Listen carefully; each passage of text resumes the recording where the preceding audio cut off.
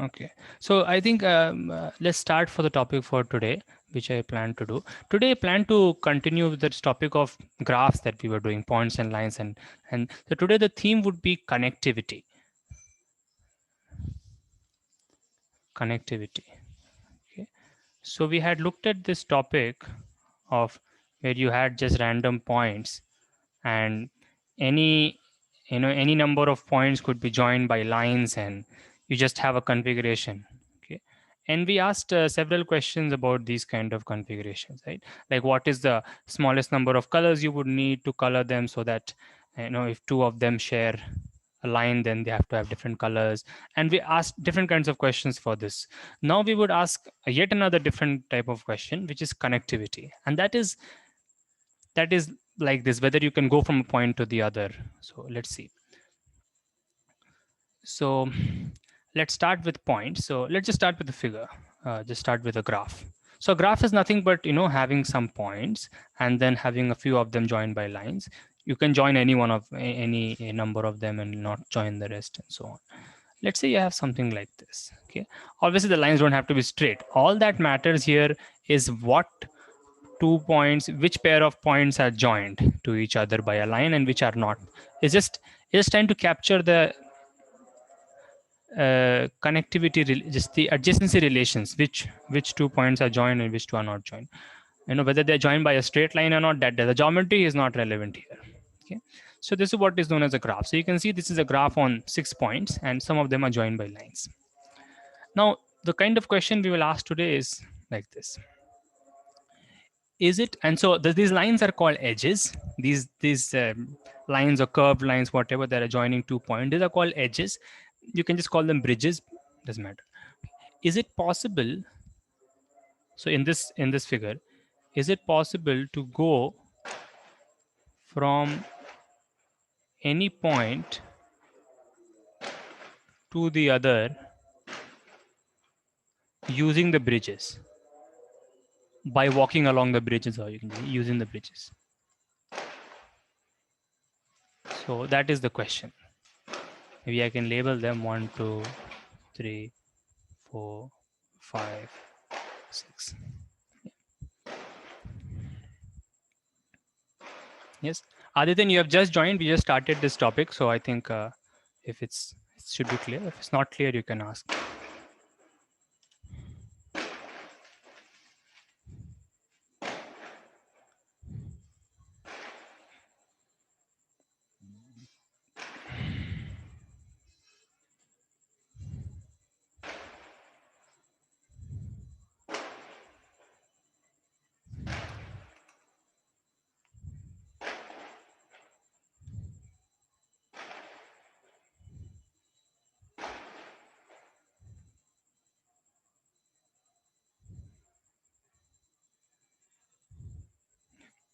So, for example, if I am at point 1, is it possible to go to point 3 by walking along the bridges? So I can only walk from one point to the other using the bridge. Okay. So maybe the question is not very clear, but if once the question is clear, the answer is no. And my point is that we don't allow this kind of paths. So if I am not allowing you go from 1 to 6, and then you go here, and then you change the tracks. No, you can't jump from one bridge to the other like this. Okay, you can only go from one bridge to the other while after visiting a point. So you have to obey the traffic rules. You can't jump from one bridge to the other like this. Okay, so you can only go from one point to the other and then go to a different point using one bridge only. You can only use one bridge. So then the answer is clearly no, right? So the question is, more specifically, is it possible to go from 1 to 3? Yeah, and the answer is no. No. Yes, is it clear, Adityan? Is it clear to you what we are trying to do? Because it's a slightly new concept, but it is. Yeah, so it is not possible, clearly not possible, right? So we say, I mean, technically this is called 1 and 3 are not connected. The points 1 and 3 are not connected. Okay, so we have found a pair of points which are not connected, And so we call that this graph is disconnected. Okay, so but the exact these terms, even if it's not problem. Okay, so the graph is disconnected. Okay, so you can imagine connected, say, to for a graph to qualify as connected, any two pairs we must be able to, any two pair of points we must be able to go from one to the other by using some bridges. So here, not connected. Let's take another example. Okay, so we will look at one, we have looked at one disconnected graph, we can look at a connected graph. Then we will ask questions like, what does it take for a graph to be connected? How many bridges are required minimum, and cycles, and so on. We'll try to put some numbers. Yeah. Let's see. Let me draw another graph. So this, draw another graph. Let's see. So for small graphs, it is fairly easy to decide. So you may think that there is not much need of theorems to for connectivity and so on, but usually the graphs will be big. There will be millions of. So we want to do the theoretical side. We want to have theorems using which we can decide, whether we can go to one graph without actually finding the paths. Okay, so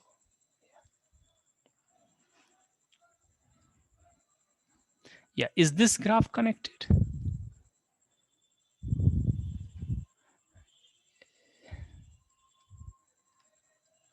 Is this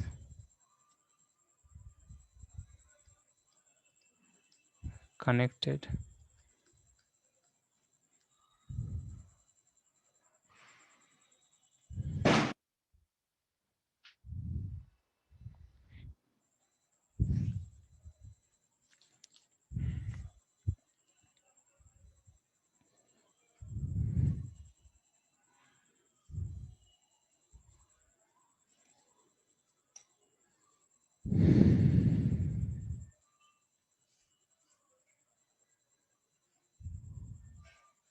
So question is, can you go from any point to another? Yes, it is. Yeah, it's clear. It's clear, right? Is it clear, Amanda? It's clear to you that you can go from any point to the other. Yeah, it's yeah. So yes, it's connected. It's very so this is obvious. Okay. So this was just to get the definition, so that we can just use these words connectedness and not connected from now on, and not say all the words. Okay. Now the question is this. See, now obviously connectedness is a desirable property, right? When you have a lot of points, you would desire to lay the whatever links or roads, pipes, whatever, so that the system gets connected. You can go from one to the other. I mean, you may take a lot of time to go from one to the other because the paths may be long if you're not using too many bridges. But we want things to be connected, let's say. So here we have 8 points. 8 points. What is the minimum number of edges or bridges? Now, let's not take 8 points to start with. Let's just take 6 points. What is the minimum number of bridges? You know what I'm going to ask. Bridges needed to connect the 6 points. So minimum. I'm asking for the minimum because otherwise you can just say I just draw every pair of lines. Just join every pair of points. You can just say that. But here the question is of minimum.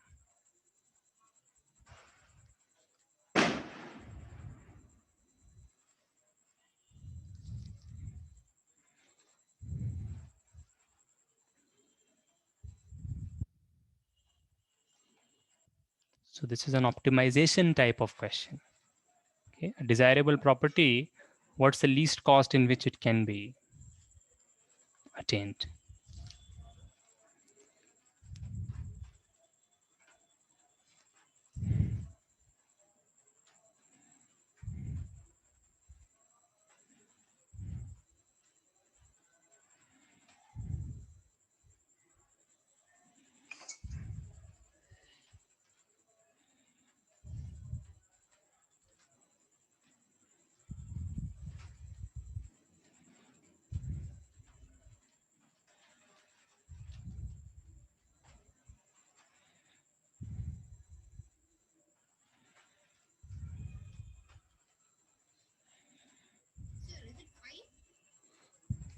Okay.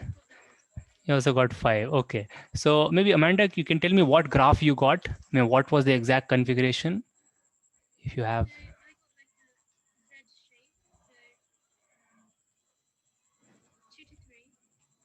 Uh-huh. Okay. 3 to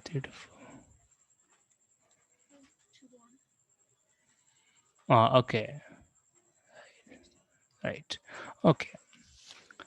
So I mean, certainly, if you yes. Ah.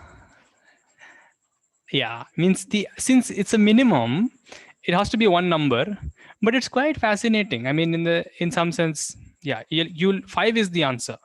But when you say all the graphs, like, I can obviously draw another graph which is connected, right?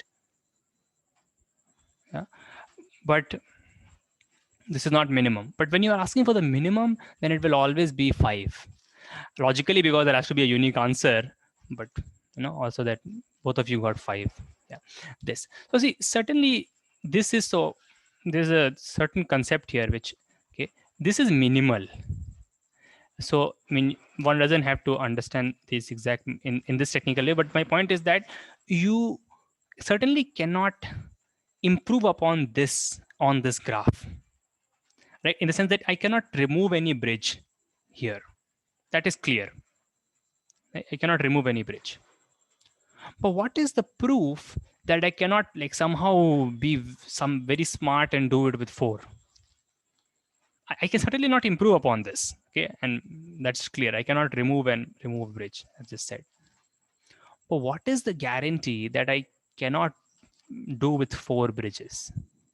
Maybe because there are so many possibilities. I can draw in some other way and maybe I can do. What is the guarantee that I cannot do in 4? So this is yet not a proof that we have just not yet not demonstrated that this is the minimum. 5 is the minimum. Okay. What is the guarantee that I cannot do with 4 bridges?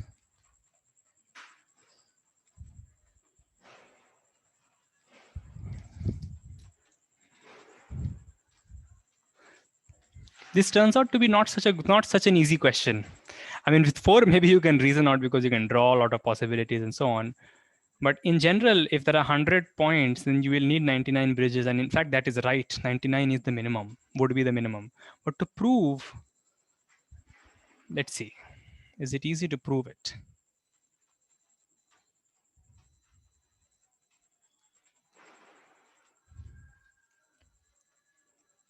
How can you reason out that you can never do with 4 bridges? So at this point, I'll remove this figure because I mean, we understand that you cannot do better in that figure itself. So in that sense, it is minimal. There is nothing below it. In a sense that yes, in a sense that there's no sub graph.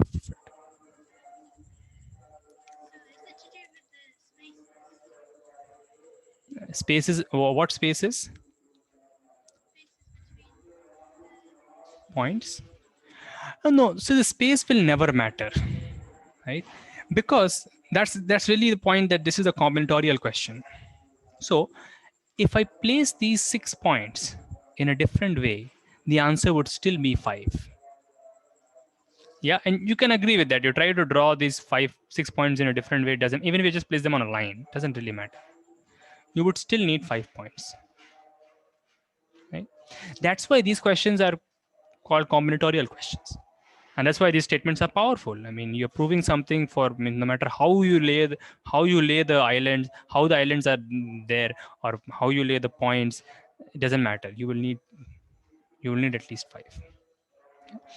So I must mention it here, right? So these questions don't depend on the geometry of the points. Okay, and these questions, and I mean you can feel it. Questions don't depend on the spatial arrangement of the points. Don't depend on the geometry of the point.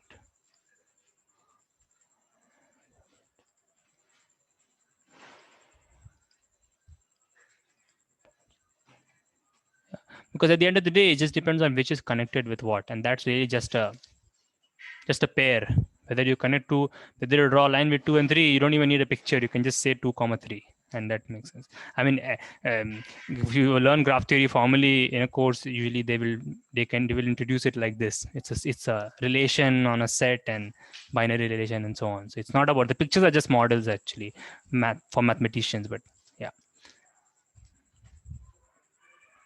So you can see that even here, these are the things you need. But then what is how do you can totally feel that you cannot do with 4, but how do you prove it?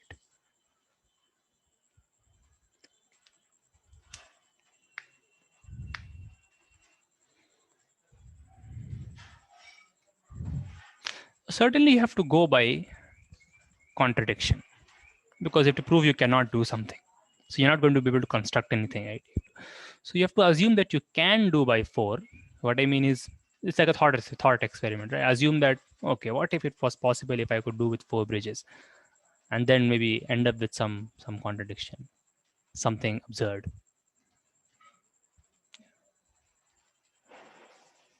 Yeah. Other than, you have any heuristic, you have any thoughts on how you could explain, at least to convince that 4 will never be enough? Yeah.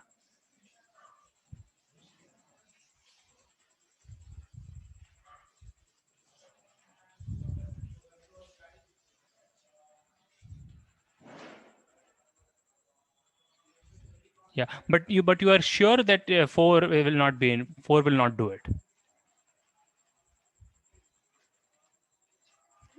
4 won't work, eh? But extension, yeah. So here is one explanation that I can. I mean, there are many explanations for this. Yeah, they can be explained in many ways, but this will not be the best good way, because the proper way is to do it by induction. Okay, but we don't need to go into the formalism right now. So the way I like to think about is like this. So suppose you can do by 4. Okay, so let's start with this. Suppose 4 bridges are enough. Okay, suppose 4 bridges are enough. 4 edges are enough. Maybe I should start using edges. So let me say my idea first. The just in one line, the idea. My idea is that how much can one edge capture? When you put an edge in the graph, how much can it capture? Right? Once you put an edge in the graph, the first edge, the first edge. So it's a bit like what is an algorithmic proof. Yeah. So the first edge captures 2, and that's the reason why it's n minus 1. It's 5 are enough, not 6 are not. Yeah. Captures 2 edges. So it doesn't matter which edge you put, but just for the sake of explanation, we can put some edges. So this is just this is something very simple in the sense that everybody can see that 4 will not be enough, but it's just a way to argue that is maybe a little new. So we are seeing how the graph can grow. The first edge captures 2 vertices, I should say. Sorry, the first edge captures 2 vertices.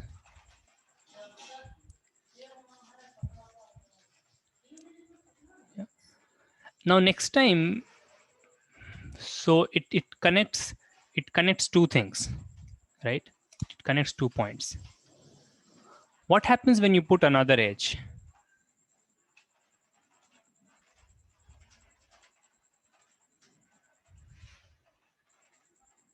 Now that is a problem. If you put another edge, you can say that if I put an edge like this, then I'm able to connect 4 points, but that's not true. I mean, in the sense that, of course, you will not say that, but the point is that this is not in the sense of now there are 4, you're able to, your span is 4 points. No, because these 4 points are not connected. So that's not the good way to reason it. The reason, maybe I can say like this. Maybe I have to just modify my own argument a little bit. See, let's look at the pieces. So we'll talk in terms of pieces that are there in the graph. See, initially there are 6 pieces, 6 pebbles, or 6 isolated points. Right? So 0 edge, or when you don't have any edge, you have 6 pieces. Yeah, everybody agrees with that.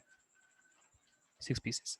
Now when you add an edge, then how many pieces do you have? Now by pieces I mean connected components, but just want to say that when you add an edge, then these two become connected. So this one connected piece, but the point 2 is another connected piece. Point 3 is another piece on its own, means they're isolated. Point 6 is another piece of its own, and point 5 is another piece of its own. So how many pieces do you have? 5 pieces, right? You cannot do better than that. You cannot do 4 pieces. You cannot get 4 pieces only with one edge. So is this term of pieces making sense? How many connected pieces do I have? Okay. Now when you put another edge, now at this point, if it's not clear, you can say, okay. Now, if that's clear, then this will also be clear. Now when you put another edge, so at the edges are just the bridges, right? The edges are just bridges. So when you draw a quadrilateral, you call the sides edges also. So that's where the terminology comes from. Yep. These are the bridges. So I'm trying to, and the pieces are how many connected chunks are there. So my point is that when you don't have any edge, let's go back in time. When you don't have any edge, then how many pieces are there? I will say there are 6 pieces. Why? Because none of them are connected or clubbed together. They are all separate in their own worlds. There are 6 disconnected worlds.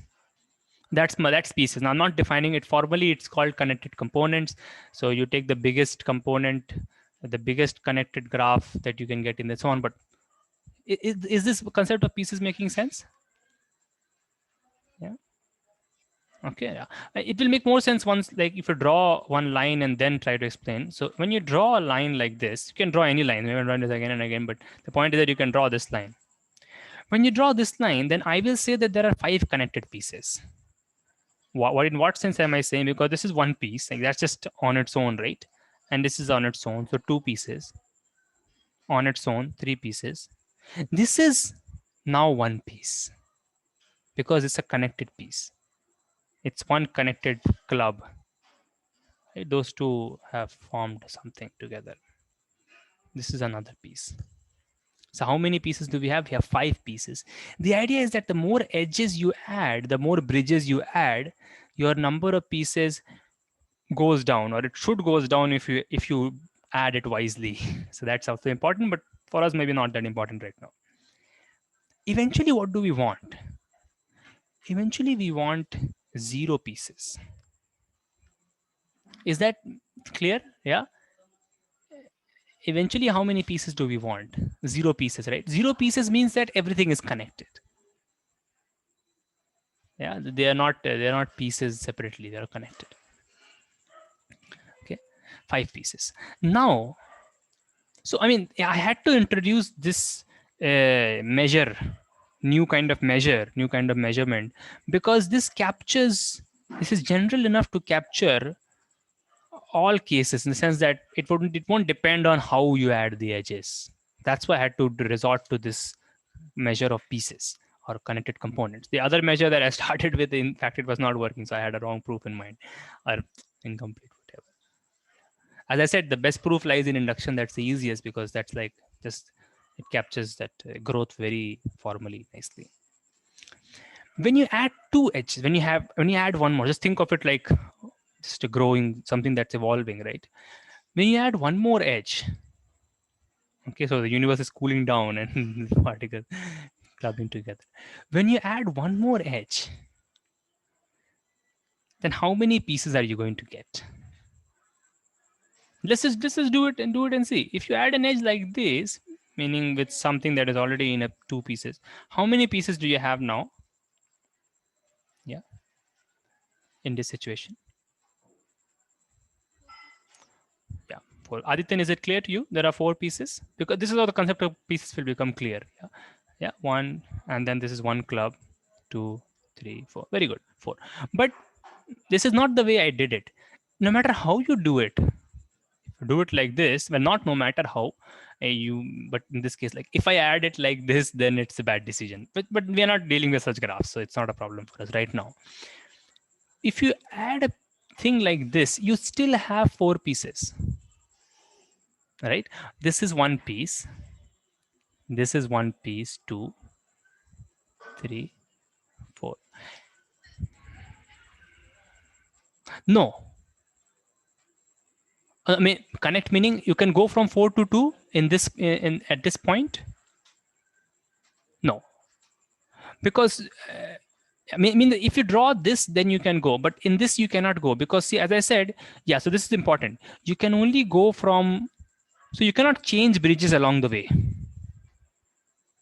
right? You cannot be on one bridge and suddenly switch the bridge. No, not allowed to do that. So think of it like that.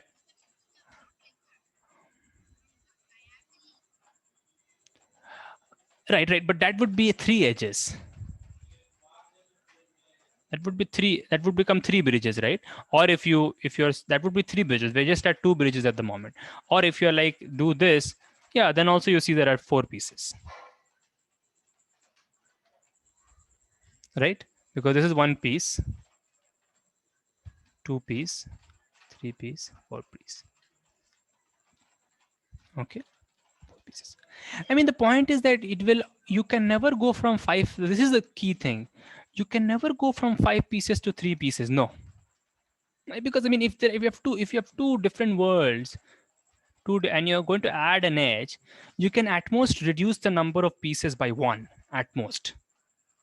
If you're wise, then you can reduce the number of pieces by 1. Can you do better than that in one shot by adding one edge? I mean, one more edge? No. Yeah, is this point making sense? Yeah. Okay. Now the proof should be clear. That this thing that you cannot decrease the number of pieces quickly you cannot decrease the number of pieces by more than 1. Should be clear. 4 pieces.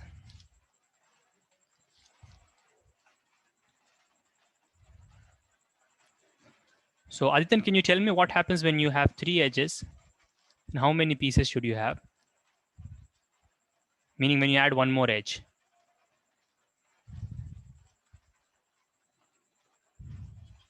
Yes, right? And it's no matter how you do it. Well, that's not true. Okay, so can you give an example of an edge that you add and you still have 4 pieces? Can you give me a situation where you have 3 edges, but still you have 4 pieces?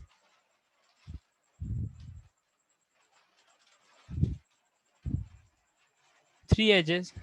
Yes, 2 to 6. Sajidan, do you see that, right? If I'm not careful, I can join 2 and 6 and still end up with 4 pieces. Of course, I will not do it. I will not do this because I want to, do with minimum number of edges. So this is what is known as the greedy algorithm. Greedy meaning that I'm just at this current situation, I'm thinking of doing the best at this current situation. That's what greed, is just on the current, maximizing in the current, and that is working. That will work in this situation. So I'm just trying to do best in a situation, every situation locally.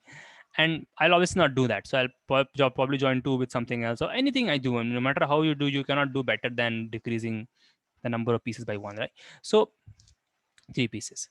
But here we also end up with some interesting intuition maybe, is that cycles are not good when you want efficiency. Right? If you want to do with, yeah.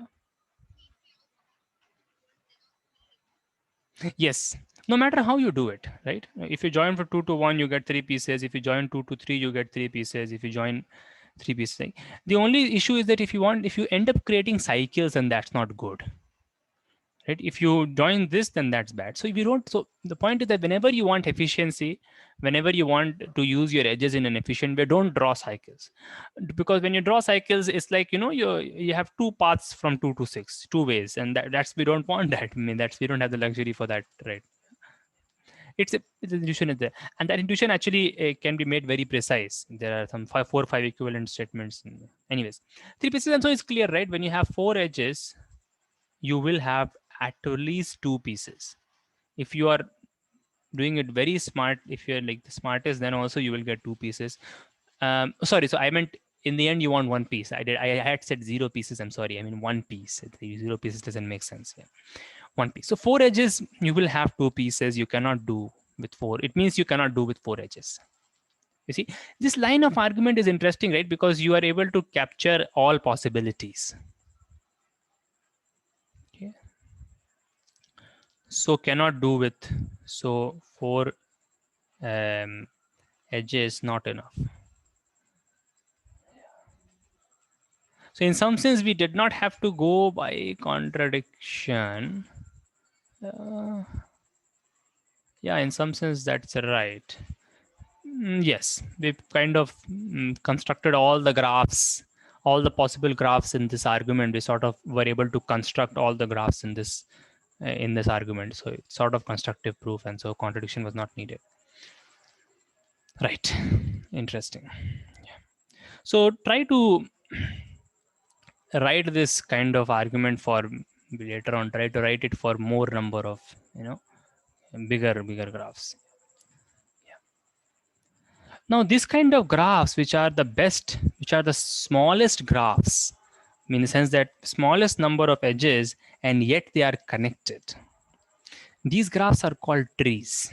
Okay, and that's not a bad name, because what I mean is that, look, you try to draw it like this.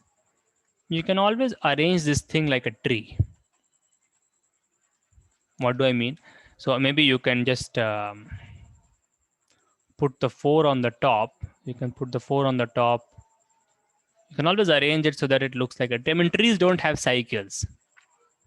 Trees kind of just branch out. So it's something like that, just roughly speaking. So then you can draw 6 and then a 3 and a 1. So it's, of course, it's an upside down tree, maybe I could say, but yeah. So what was I doing? This is 4, 6, 3, 1, right? So you can see it looks like a tree.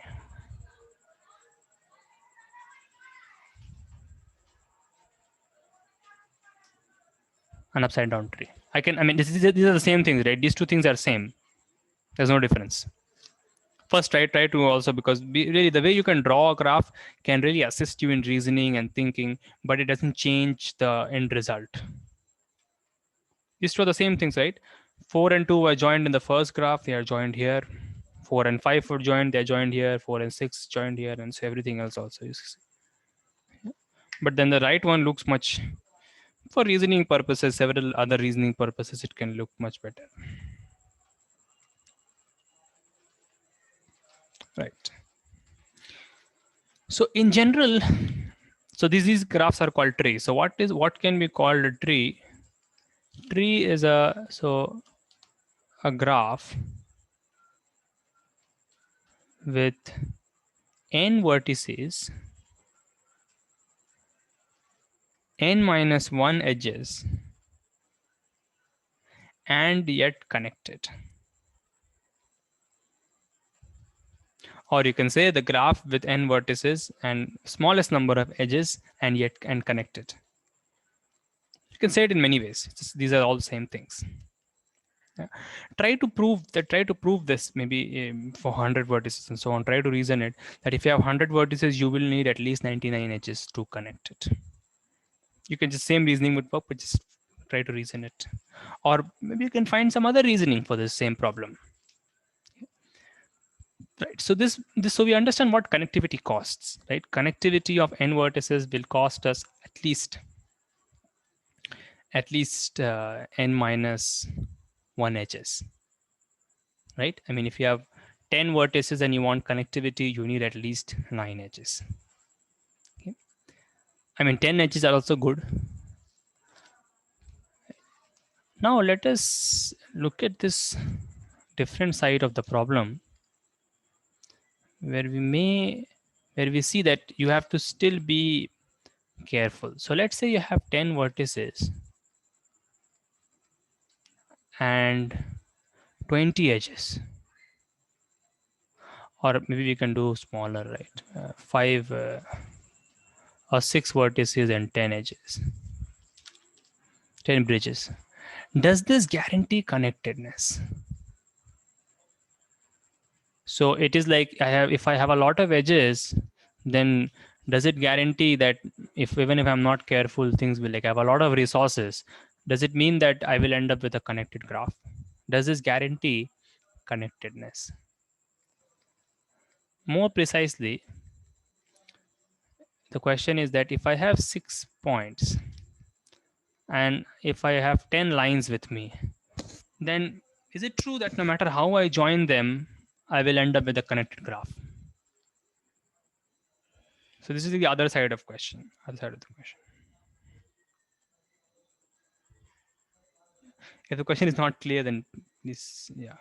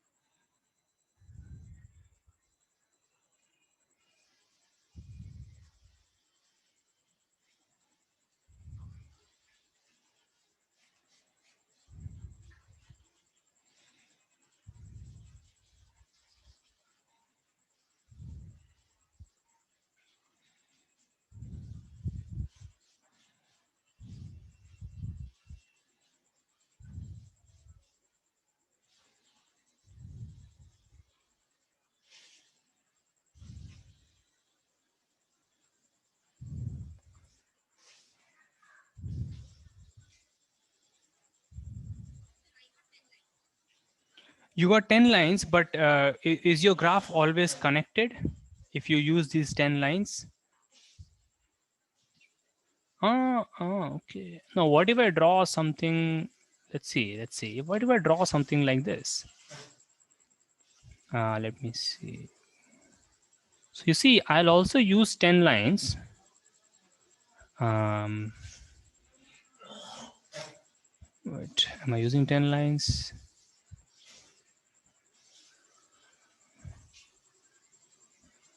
Right, yes. You see, I have also used 10 lines, right? And yeah, 9 now 10. But this is not connected. No, that's right.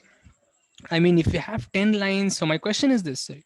What you are doing is, you're saying if you're interpreting the question like this, maybe, if I have 10 lines, can I connect all 6 points? Yes, surely you can do. You don't even need 10 lines, you can do with 5 lines. We just did that, right? You can do with 5 lines. My question is the opposite. My question is that if I give you 10 lines and if I just close my eyes and draw the edges, is it guaranteed that it will be connected?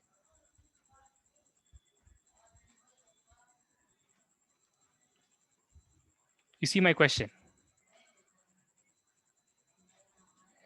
If I have 10 lines, if I have so many resources, but if I don't use it wisely, then is it possible that I can get a disconnected graph? And yes, the answer is yes. This is the answer.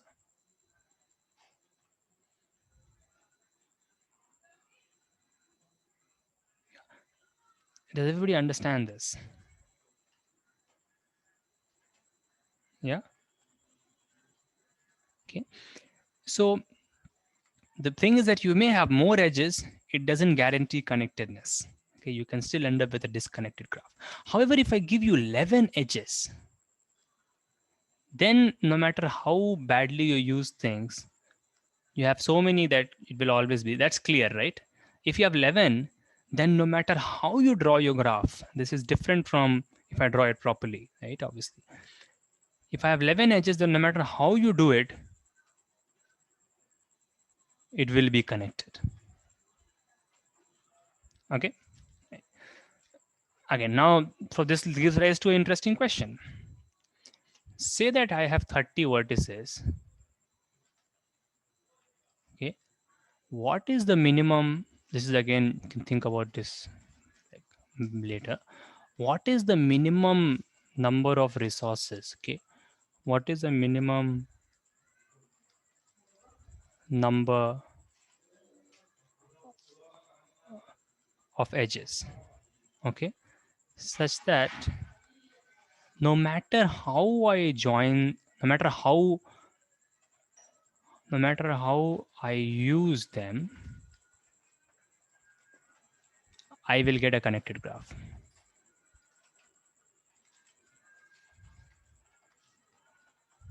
For 6, we see that 11 is the minimum number. 11 is the minimum number. 10 will not do it, as I drawn, right? With 10, you can, if you do it very badly, you will not get a connected graph. But with 11, you will get a connected graph, no matter how stupid you are, no matter how badly I'm spending my resources. Okay. That's right. So I will get a connected graph. So what is the minimum? What is with 30 vertices? How many do I need? I mean, of course, I mean, if you're smart, I mean, if you're using it properly, then 29 are enough, right? So with 30 vertices, 29 edges is what the minimum is. But if I'm doing it very wisely, I can do it with 29. That we have shown. We have shown that for 6, you can try to reason it out for more 30 and so on. Or what's the smallest? So this is the other side of the question. Okay, and both you can understand can be framed as word problems, interesting word problems. You get a connected graph. So this will be the most wasteful connected graph in some sense. Yeah. So graphs have a lot of nuances and a lot of flexibility because they are so random objects.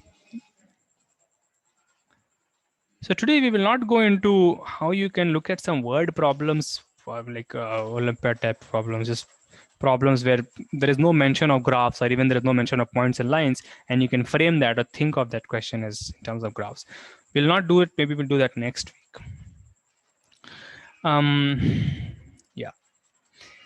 Now what I wanted to come at is cycles. Cycles kind of popped up in between, and we saw that cycles are always kind of signaling that you're not using your resources wisely. Okay.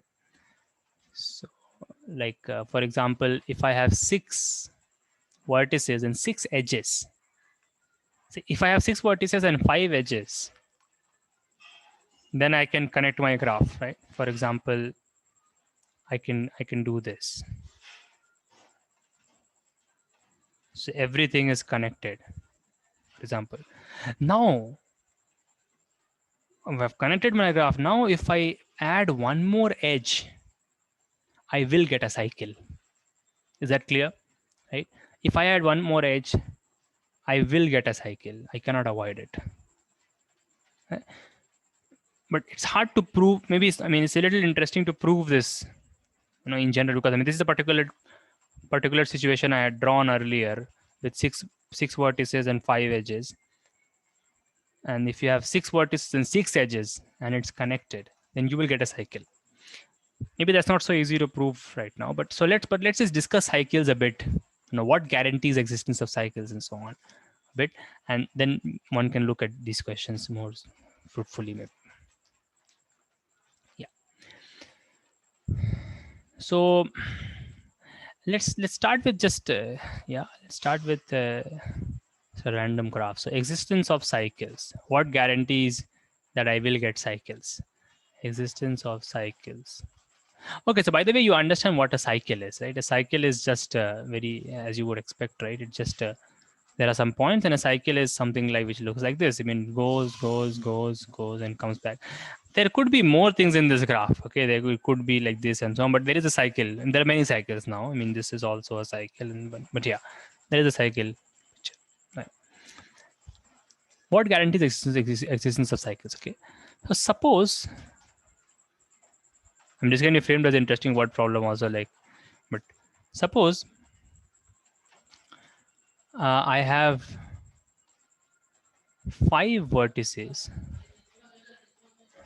okay, such that every person has 2 friends. Okay, 5 vertices such that every vertex has 2 bridges coming out of it, or has 2 friends, 2 neighbors. Okay, every vertex has at least, let's say, at least 2 neighbors.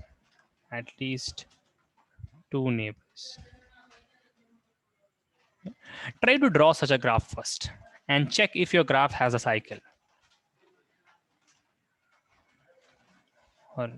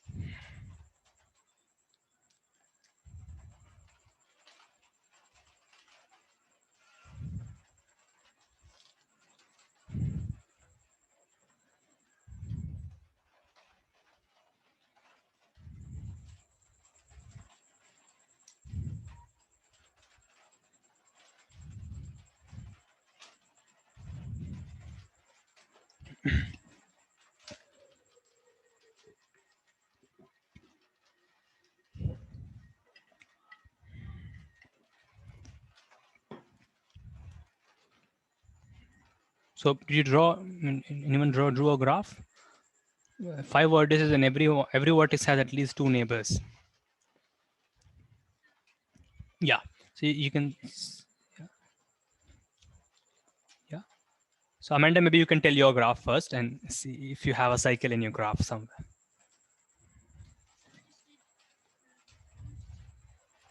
Mm-hmm. Huh, okay, so that is, you get a full cycle. Yeah, that if you do that, that's certainly a cycle. That's right. Adityan, have you done it in any different way?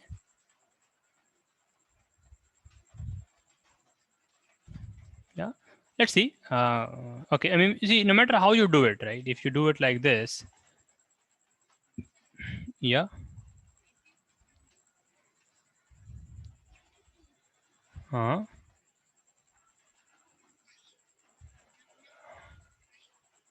1 to 5. Okay. So you can say 1 to 2. Uh-huh. Okay, so but the points would be, you can just tell me what points you joined, no matter what your position of points was. It doesn't matter, right? Yeah. Mm-hmm.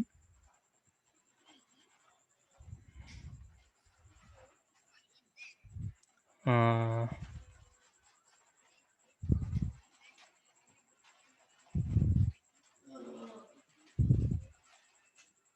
uh, okay, that's also. I mean, yeah. So you're getting cycles clearly, but point is that even if you try to avoid cycles, you can't avoid it. No matter how you do, right? No matter how you do, if everything has 2 neighbors, you can't. Even if I do like this, you see, I get a cycle like here, 1, 2, and 3. Right. So if, I mean, here even not every vertex has 2 neighbors, but still I have cycles. Point is that if you draw a graph and every vertex has two neighbors, then no matter how you do it, you will get a cycle. And this is important, that no matter how you do, you get a cycle. I mean, if you want to make a cycle, you can obviously make, but even if you don't want to make a cycle, you will still end up with a cycle somewhere. You see the difference there? Yeah, that is a difference. Yeah, you will get and this is for any number. You will, the number 5 is not important. You will get a cycle no matter how you draw the graph.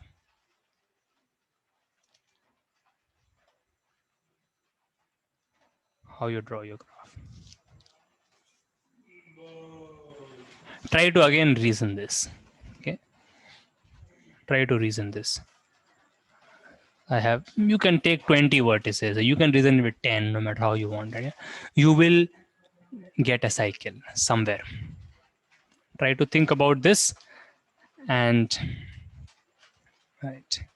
Yeah, I think I will stop here today. Okay. Today I just plan to do a 1 hour class. Okay.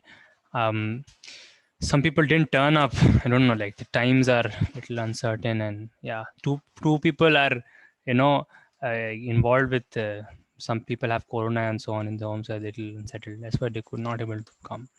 So yeah, situation is. So I'll stop here today. Okay. Yeah. Okay. Any questions? Regarding what we have done today? Otherwise, it's okay.